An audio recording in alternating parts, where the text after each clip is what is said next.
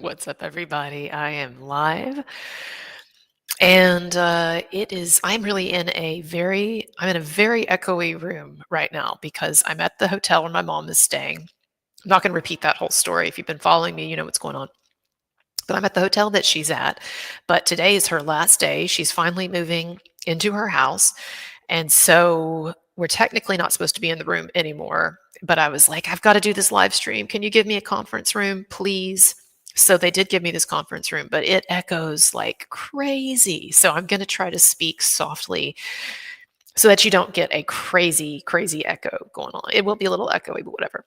And as you can see, my face, I'm still healing from the laser procedure. I was at least able to wash my hair, so that's an improvement. Didn't put on makeup today simply because you can't see it probably. I know you probably just see the brown, but it is peeling a lot. And so if you put makeup on top of that, I mean, ladies or guys, any of you who wear makeup, you know that if you don't have smooth skin, if you've got any kind of roughage going on, then it just looks horrible. So I was like, fuck it, I'll just go on again looking kind of weird, and it's fine. But yeah, I'm going to do a skincare video at some point very soon.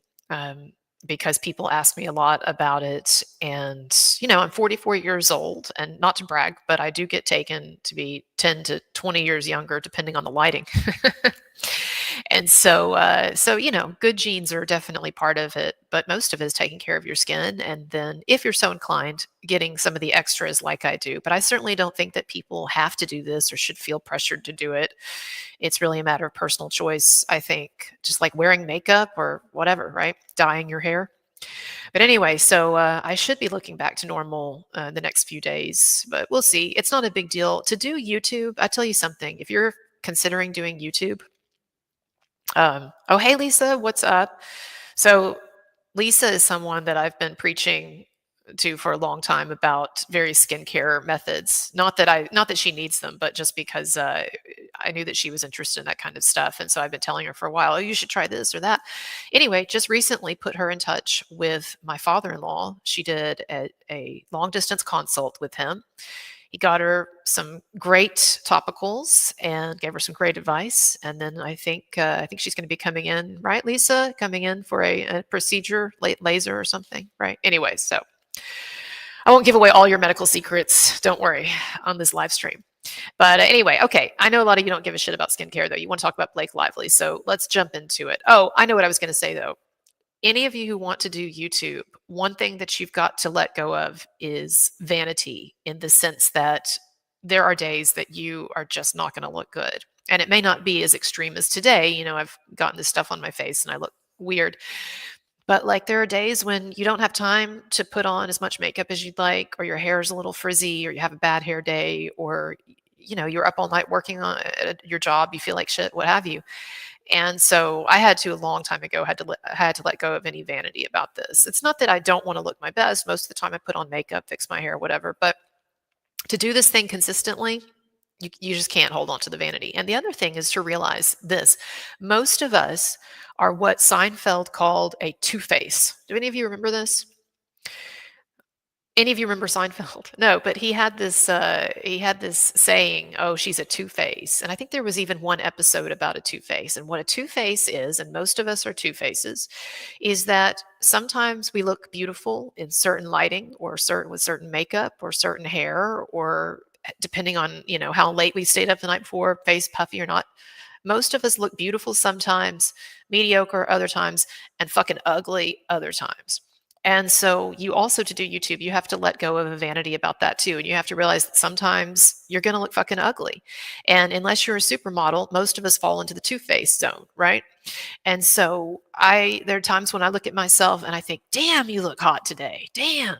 And then other times, and I'm like, oh, I can see the bump on my nose and this and that. And, one eye looks bigger than another and everything. So you just got to let go of it.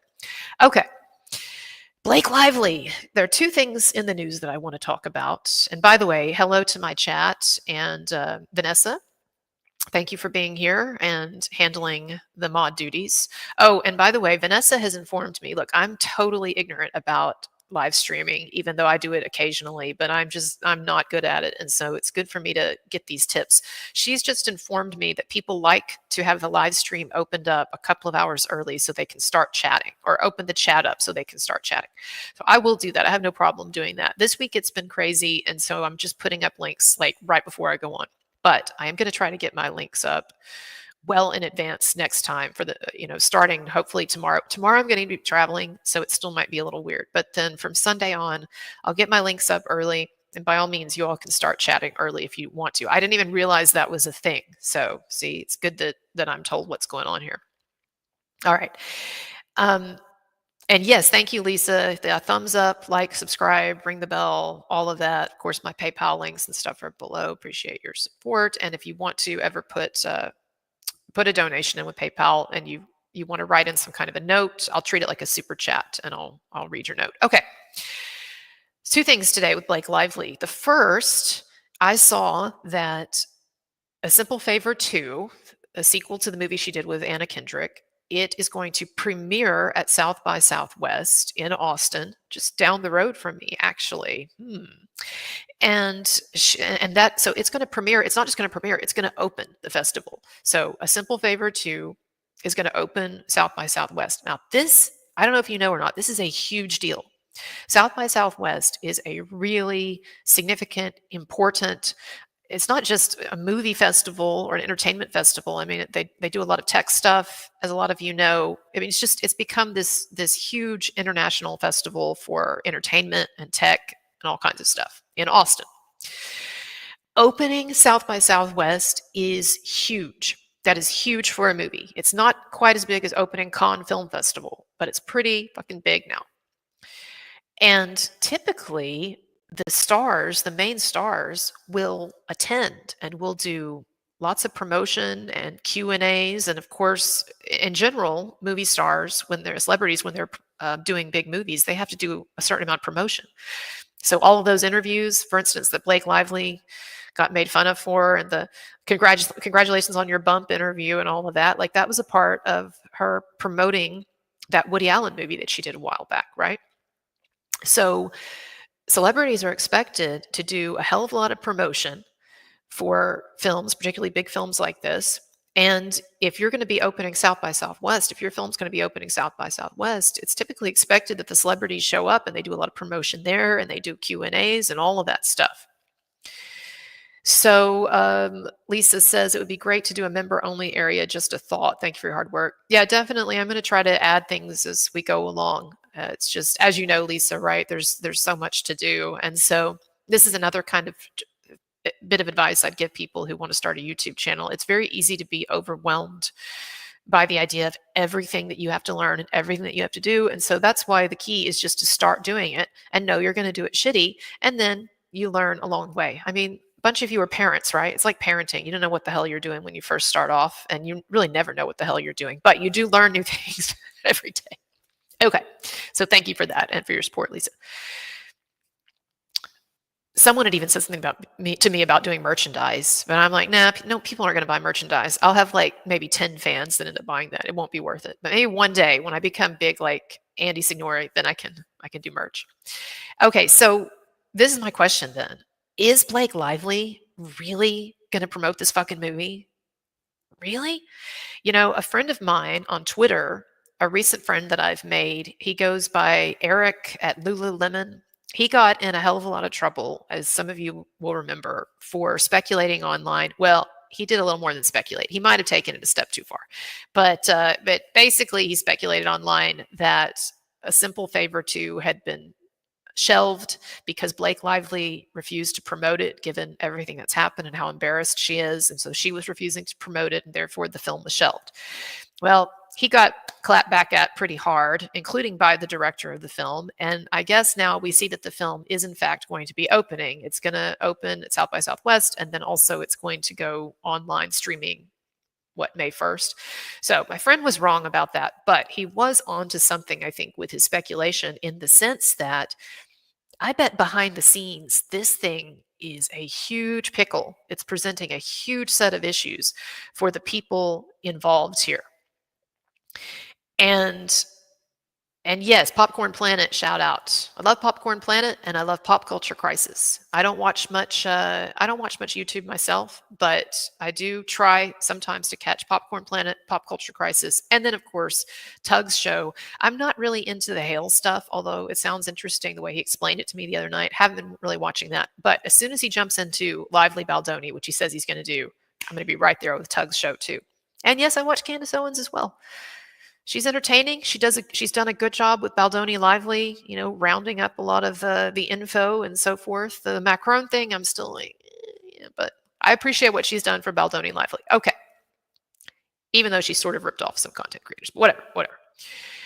So I think that this Simple Favor 2 thing, it's presenting a huge pickle behind the scenes for people involved. And I just can't imagine that Blake Lively wants to show her fucking face anywhere.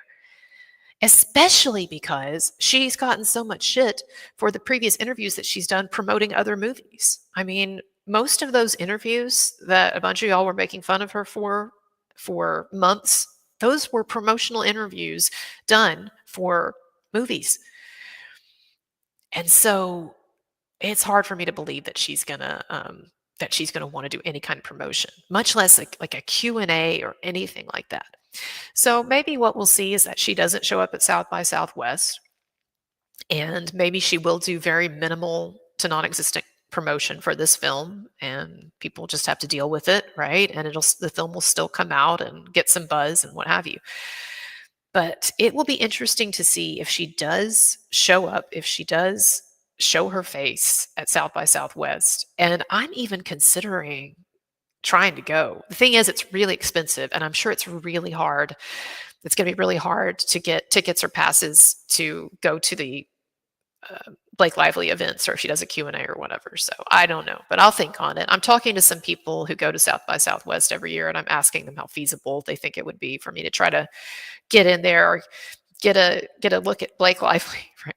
But anyways, so South by Southwest, that's going to be interesting to see if she shows up there. And then it's going to be, here's the other thing. I think this is the other problem for Blake Lively, is that if she does show up, even if she doesn't get any weird questions or any or doesn't have any bad interactions as she's promoting this film, this problem with her, this Baldoni thing, it's still going to be a huge part of the conversation. Like what's unfortunate for Blake Lively now is that she has basically tied this thing around her neck like some kind of an albatross.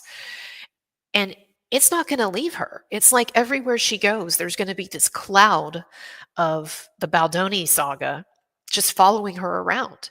And even when people don't explicitly bring it up or don't explicitly talk about it, it's still just going to be there in the room, like a bad fart that won't dissipate fast enough. So I just don't know. She's got some pain in front of her with this movie, no matter what happens, because it's a no-win. Because if she promotes it, then that's going to just stir up a lot of this attention, and a lot of us content creators, we're going to be talking about it, right, in relation to the Baldoni saga. She might get some weird questions at a Q&A, who knows?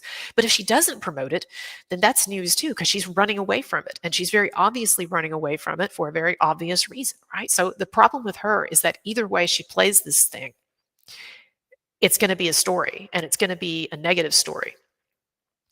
Right. And existential nausea. I love that. I love your title. I feel that about 99% of the time. Existential nausea. I agree with you. She deserves whatever she gets, just like Amber Heard deserved what she gets. But there is still a part of me, in just a very human, empathetic sense, that even though I know she deserves all of it, and even though there's a part of me that gets some pleasure in her getting her comeuppance, there's also a part of me that's like, it's hard to see another human being suffering, even if they brought it upon themselves. And this was something that Andrea Burkhart and I talked about during the Amber Heard Johnny Depp trial, is that it was hard for me, believe it or not, every day to see Amber Heard sitting there and just basically trapped in a state of suffering, even though she brought it upon herself. And Andrea said the same thing. She said, it's hard to look at a human being and see that they're suffering. So there's a part of me that's gleeful about what's happening to Blake Lively, because she deserves it, and she's clearly such a terrible person, et cetera, et cetera. But then there's also another part of me that's like, damn, It's got to suck. The next months are going to suck. I mean, really, until she settles this thing with Baldoni, if he allows it to be settled, until she settles this thing, it's again just Chinese water torture. It's just not going to stop. So there's that whole angle, okay? And Angela says, I live just outside Austin. If she goes, I want to hold a justice for justice. Well, okay, this is what I was thinking. What if, like Depp versus Heard, remember the Depp trial? You had people outside with the signs. What if some of us could show up to South by Southwest and do the same thing? Like, I don't know the logistics, but I'm sure if planned in advance, there would be a way to get there, or to get in there, I should say, maybe even just outside, maybe not even getting into the events or the red near the red carpet or anything, but there's got to be some place that we can find outside where we can stand there and hold some fucking signs. So I'm all about that. And I think, if you're interested, I'm interested. I'm sure there are other people living in Texas in the area who are interested. I'm gonna see what I can do, figure out how we could maybe get a little protest going there. Completely like legal and whatever, right? But can you imagine if I got arrested for protesting Blake Lively? It's kind of like, you see in those movies, like people or in politics, people sometimes like to brag about how they got arrested at a protest, right? Oh, I was protesting this police shooting or this or that, or I was protesting this pipeline coming into North Dakota or whatever. Well, I got arrested protesting Blake Lively at South by Southwest. But it's true. It's true. I think that'd be funny. Okay, so let's talk about Taylor Swift now. Um, I see some dissension between some of you about the Taylor Swift issue. Some of you think that Taylor Swift is just a total villain in all this. And then some of you think that she's a total victim. I think that I'm in the middle on this. I think that Taylor Swift, look, I've always found Taylor Swift annoying. I think that her friendships and her relationships in general are very performative. I'm not saying the Travis relationship's like fake or whatever, but I think that she has lived her life, Taylor Swift, in a constant performative state that I don't even think she really knows totally what's real or not, honestly, with her relationships. But I can tell you that when I look at pictures, and let me call them up just a second so you'll see what I'm talking about, because I posted something about this today on Twitter. Follow me on Twitter X if you don't already. Okay, let me show you the screen. Okay. So this is what I posted. I said, there we go. I said, this isn't a real friendship. Grown women, I should say grown straight women, don't touch each other this way. And I showed these pictures. Now, some of you might push back on this, but I just don't, and have not in adulthood, touched my female friends like this. The last, and I'm talking about straight. I'm not talking about if there's something bi going on or whatever. Okay, that makes sense, but we know that's not the case here. This is just totally performative in my mind. And what I mean by that is the hand holding, there you're trying to get attention, like the paparazzi attention. Oh, I'm with my bestie. Look at my bestie. Or even maybe getting a little male attention, like, oh, look at these two hot women holding hands, the whole hot lesbian thing, right? Either way, the hand holding pic is just ridiculous. And then look, I understand that women hug their friends, but this is not a normal hug that we're seeing on the left here. This isn't just a hug. This is them with the cameras, knowing that the cameras are fully on them, clinging to each other in this way, again, to draw attention to themselves. And I just reiterate that not since I was a teenager have I engaged in either of these things with my female friends. The only time that I would have done something like this would have been when I was a teenager and we were trying to get some male attention for looking hot, touching each other. I'm serious, that's the last time I did this kind of shit. And so I look at this and I think this is just a performative relationship on both their parts. So the thing is now for Taylor, this relationship has ceased to be profitable. So this is what I wrote. If any of y'all thought Taylor Swift was going to let Blake Lively get anywhere near her Super Bowl box, double entendre intended, Taylor Swift doesn't do real friendship. She does the self-serving performative BS you see below. Her squad is nothing but bubblegum infused PR. And when any squad member screws up, she gets the Queen's axe. So this is my feeling on Taylor Swift. I think that I think that she is kind of a villain in this, and I think she was probably too much of a busybody, like get injecting herself into into the "it ends with us" situation and drama. And I do think that it's likely that she did get a composer fired or kicked off of that film because she had some prior beef with him. So I think it's possible that she did some of these things. And I also think it's likely that she had a more significant interaction with Justin Baldoni in that penthouse than she would like us to think. She's leaking to TMZ. Her sources are leaking to TMZ and Daily Mail saying, oh no, she didn't even think that he would be there. She thought the meeting would be over. She just stopped by, popped in, said hi, said she liked the film or whatever, and that was it. I really don't think that's the case. So far, Justin Baldoni's team has been very credible and in what they have proposed in his lawsuits. And what he claims rings so much more true to me than what Taylor Swift's camp claims and what they're feeding to the media.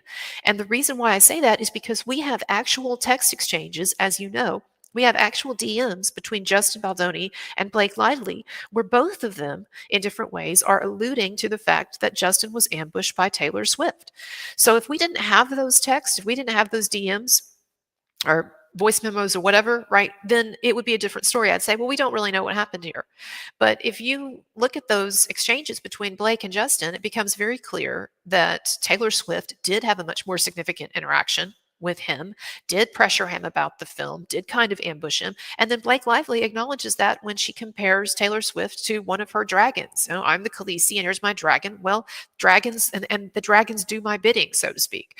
So Blake Lively is agreeing to what a lot of people have been accusing Taylor Swift of online. So she's saying it there. Yeah, I'm using my dragons, my big, important, powerful friends as leverage in this creative battle with you, Justin. It was basically laid out there. Now, where do I have a little bit of sympathy for Taylor Swift, or where do I think that she's not just a complete total villain in all this? Well, I do think that Blake Lively has shown herself to be a highly manipulative person. And just like I think that Amber Heard manipulated Amanda de Cadenet in that whole situation, right? Remember, Amanda de Cadenet was one of Amber Heard's biggest defenders online until Amanda de Cadenet heard those infamous audios between Johnny Depp and Amber Heard. And then at that point, Amanda de Cadenet gets on the phone, calls Amber Heard's attorney at that point. I'm blanking on the lady's name, but y'all remember she was a big feminist, Barbara, or someone put it in the chat. Who was Bobby? Was it Bobby something? She had this big, Amber Heard had this big feminist lawyer representing her for a while. It was the Time's Up lawyer. And then once the audios came out, then she seemed to scurry away. But anyway, Amanda de Cadenet gets on the phone, calls the lawyer when she hears these audios and says basically, what the fuck? Amber's been lying to me. And then she puts out a statement saying that Amber had not been truthful with her. And basically she was retracting her support.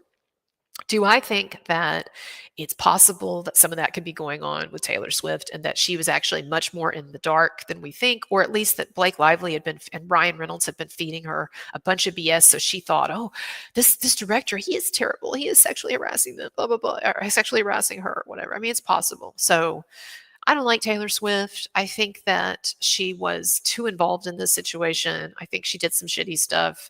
At the same time, I also think she was probably getting extremely manipulated significantly by Blake Lively and Ryan Reynolds. Now, one of you said here, hold on a minute, I'll find it. Ryan is the Corporal Arvin Beth. Sorry if I'm messing up your name. Thank you for your service, sir. Ryan is the puppet, or ma'am. Ryan is the puppet master. Yeah, I don't know what to think fully about Ryan there, because even like Candace Owens, who's certainly thrown a lot of blame his way, also acknowledges that he was being manipulated by Blake, and that probably all of this, Candace speculates, and her source speculates, that all of this started when Ryan looked at some of the daily rushes from the film, from It Ends With Us, and he saw some kind of chemistry or something going on between Blake and Baldoni, or sensed that Blake had feelings for Baldoni, and then he blew up. Here's what I'm trying to get at. We don't know. We don't know how much Blake might have put Ryan through in terms of mind games over the years. One thing that Lady Colin Campbell claims that a source told her is that Blake is really adept at manipulating men and really pulling the strings and knowing how to play hot and cold and all of that. And there was another source, I can't remember who it was, who came out online, was basically saying the same thing. If y'all remember, saying that she was actually, it seemed like she was really good at manipulating Ryan, and that Ryan was actually, he seemed to be sort of the subservient one in that relationship. So I do not know. I do think that they are both. Do think that they've both behaved reprehensibly in this. And again, the fact that they tried to destroy, to cancel Justin Baldoni and his movie studio, and Wayfarer, and all, and the livelihoods of all of those people who work for that movie studio. I do think that it's reprehensible, and I do think that they deserve everything they're getting. I don't know who in that relationship is the more dominant partner. And I don't know if she's kind of been, in a way, stringing him along, manipulating him, not giving him the full picture, or if he's the one who's really the root of this, as Candace Owens seemed to have speculated, right, that Ryan was really the problem. And Candace said she was almost kind of concerned for Blake being in the situation. To me, that's a bridge too far. I don't know. And I guess what's going to happen is, over the course of these series of lawsuits, we're going to have more information, get more texts and DMs and stuff, perhaps indicating who is more at fault here. But they've certainly both behaved reprehensibly. They went after an innocent man. They tried to destroy him, and they tried to destroy a bunch of people and an entire movie studio for whatever reasons, personal jealousy or animus, or trying to steal book rights for Colleen Hoover's books inexplicably. I don't know why you'd want to make any more of those books into movies, but whatever. I don't know, but I do agree they behaved reprehensibly. Now, Super Bowl thing. There was no way in hell that Taylor Swift was going to allow Blake Lively in the Super Bowl box with her. I will say, though, that this still is a bit of a pickle, or a bit of a problem for both Blake and Taylor, because now people are going to be talking about Blake's absence, right? So that's the thing. There's a story no matter which way you play it. And so, yes, people will be focusing on the actual ball game. And yes, you'll have the stories about Taylor and Travis Kelce. But there's also, again, going to be this overshadowing cloud of speculation about the obvious fact that Blake Lively is not there hugging her bestie with all her clunky jewelry, supporting her, right? And we know why it is. There's no other reason for it, right? You know that if this whole scandal had not happened, and Blake Lively and Ryan Reynolds had not gotten themselves into this crazy mess, you know that Blake Lively would be right there next to Taylor Swift at this Super Bowl game. So clearly, she's not invited. She's not going, for obvious reasons. And it does a little bit sort of chip away, too, at Taylor Swift's image of being a real stand-up pal. Because what it really looks like is that Taylor Swift is running scared. And again, that the friendship was not real, that Taylor Swift is only interested in friendship, in performative friendship, when it suits her. So again, no matter how you cut it, it's not a good story. The Super Bowl drama is not a good story for Taylor Swift or for Blake Lively. All right. I am going to be calling this stream a bit short. I'm going to try to do 45 minutes to an hour or more, like I've done for the last couple, but I am in this conference room. I do need to help my mom get out of here, but let me look over your comments. Okay, so I'm going to be scrolling down in the right order this time. I don't even think Dan Campbell's here today. That was for him, though. All right, so let's see. I'm going to scroll through for super chats first, and then I'll go back and scroll through again. Let's see here. Vanessa says, Ari Jacob in chat saying hello. Oh, Ari, I'm sorry I missed you. I don't know if you're still there. Ari has been great. So let me say something about Ari here. If you're not aware, Ari Jacob was the person who broke this Justin Baldoni, Blake Lively story, because she was the only person, literally the only person. If you don't know her work, look her up. Ariadna Jacob. She's on Twitter and X and everywhere. She's on all platforms. But she is the person who broke the story when not a single soul was standing up for Justin Baldoni. Well, look, I can't say a single soul. There might have been some people online, right? But I'm talking about people with some clout and with some followers, content creators. I didn't see, maybe it was on TikTok, but I didn't see on Twitter X a single soul standing up for him. And Ari Ari did. And and I'm grateful to her for that because she kind of cracked open the door of my mind a little bit so that then when Justin Baldoni filed his first lawsuit against the New York Times, I was like, okay, I'm totally on team Baldoni now. I had some doubts because of what Ari was saying. She kind of cracked my mind open there. And then once I saw Baldoni's lawsuit, then it was like an epiphany. It was like when I first read Johnny Depp's lawsuit against Amber Heard and I saw the writing on the wall and I was like, okay, I see what this is. And now I'm going to start covering it. So kudos to Ari Jacob for that. Check out her stuff. She continues to do great coverage. And Ari, we've done streams before, videos before, but you have an open invitation anytime. I'm about to shut this one down or I would invite you on. But in general, open invitation anytime to join. Andrew Jacobs, what's up? One of my best fans said, never liked Ryan Reynolds. Don't give a fuck about Blake. Well, that's okay. Don't give a fuck, like you don't care, or you just or you don't like the Blake Lively coverage. Because I know some people are annoyed at how much oxygen this whole thing is sucking up in the room, figuratively speaking, the story. And I mean, that's just how it has to be. I am going to start because it is such a big story and I think it is really important. But so I am going to next week start getting into covering other things some too. I'll probably stay on this live stream on this content, but I do want to get into some other cases. And I'm still working on that video, that mashup video about Evan Rachel Wood and Marilyn Manson and what she claimed happened on the set of that music video, and then what Blake Lively claimed happened on the set of her film, and kind of comparing and contrasting in the ways in which these MeToo hoaxers deny what can be seen on camera and apparently what witnesses standing around also witnessed. It's just an interesting, weird, narcissistic, delusional thing that's happening with these false Me Too accusers where they claim that things happened on camera that did not happen. So I want to look at that. But I did notice on Candace Owens' chat yesterday, she was giving an update on the Blake saga. I did notice a lot of people posting on her chat were really frustrated with her for covering this. And they were saying things like, this is not important. You need to get back to real news, et cetera, et cetera. Now, there were also a lot of people saying, I love this. I'm addicted to it. This is the only reason I'm watching you, Candace, et cetera. But I did notice that she was getting a significant amount of blowback. And so it's going to be interesting to me to see how much Candace leans into this. I know it's clearly getting her a lot of new viewers. It's getting her some liberal viewers, people that would never watch her stuff otherwise. I mean, so that's interesting on the one hand. And on the other hand, it seems to be alienating a number of her regular viewers. So it'll be interesting to see how she plays that. You can't please everybody, that is for sure.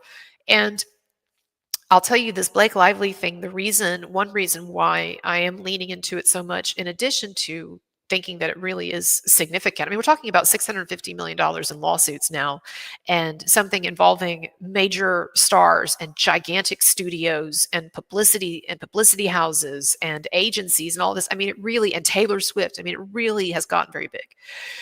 But the honest truth of the matter too is that this story is really re-energizing and re-engaging my Johnny Depp versus Amber Heard viewers in a way that nothing else has up to this point. So some of you out there, and I'm not talking about you, Andrew, but just in general, some of you who don't like this story and wish that less time were spent on it, you have to understand that we content creators, we are at the mercy, in a lot of ways, at the mercy of the algorithms.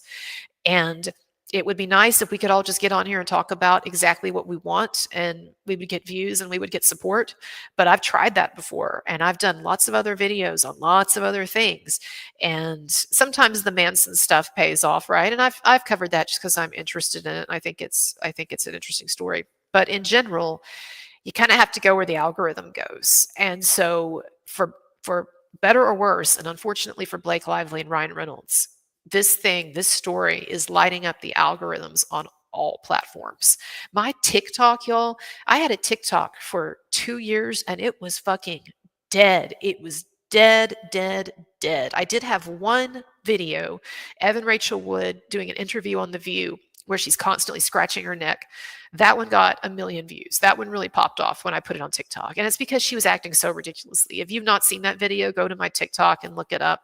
Evan Rachel Wood is doing this interview on The View where she's making up all these false allegations against Marilyn Manson, and she can't stop touching her neck. So it would be like if I were talking to you right now. Yeah, it's just really unfortunate that survivors, that they have to feel so, I mean, That's not even an exaggeration, really, y'all. If you go and look at it, it was weird. And it was such a tell, such a giveaway. Anyways, that was because Marilyn Manson sued her that day. And so she went on The View, y'all, Evan Rachel Wood, she went on The View expecting that it was going to be just a softball interview where she was going to get to cry and pretend to be a victim. But then he sued her. So what that meant then is that the ladies on The View, they had to bring it up. They had to ask her about the lawsuit and his allegations in the lawsuit. So she wasn't expecting that. So that's why if you watch that View interview, that's why she comes off so bad with the constant neck scratching and not able to really look anyone in the eyes for most of the interview. She's like looking down and kind of stammering and looking uncomfortable and all that. You compare that to other interviews she's done on the subject, it's very different, because that's because she got ambushed by that unexpected lawsuit. These women, here's the thing, y'all, and this goes for Amber Heard, this goes for Evan Rachel Wood, this goes for Blake Lively, and a number of the other false accusers. For some reason, these delusional bitches don't think that their victims are going to fight back. I guess because they have such a history of just walking all over these guys and punching these guys, that they think, they're just going to take anything. And what happens is they punch too much, they push these guys too much, and they put these guys into a position where they are fucking canceled and they have no choice but to finally start fighting back. And so then they start fighting back, these men do, and these women are like surprised, right? They weren't expecting it. It's interesting dynamic. Anyway, what else? See if I missed any super chats. Oh, Laura B. Hello to my mod, Laura B. Joining in. Okay. I was trying to find Ari's comment here. But yes, Ari Jacob, first one on this story, and God bless her, she saw through it. Here we go. All right. So find Little Miss Jacob on all platforms, and she continues to do great Justin Baldoni and Blake Lively coverage. Okay, y'all. I got to go. Do y'all want me to leave the chat open for a little while? I guess I could do that. I'll tell you what. Tomorrow I'll open it early, 2 hours early. I'll put a link up, and I'll open it 2 hours early, and y'all can chat, okay? Thank you so much to my mods. Thank you so much to my supporters. Thank you to everybody. And I will see you tomorrow. We'll see if I can actually put on some makeup tomorrow. All right. Links are below. Thank you. Goodbye.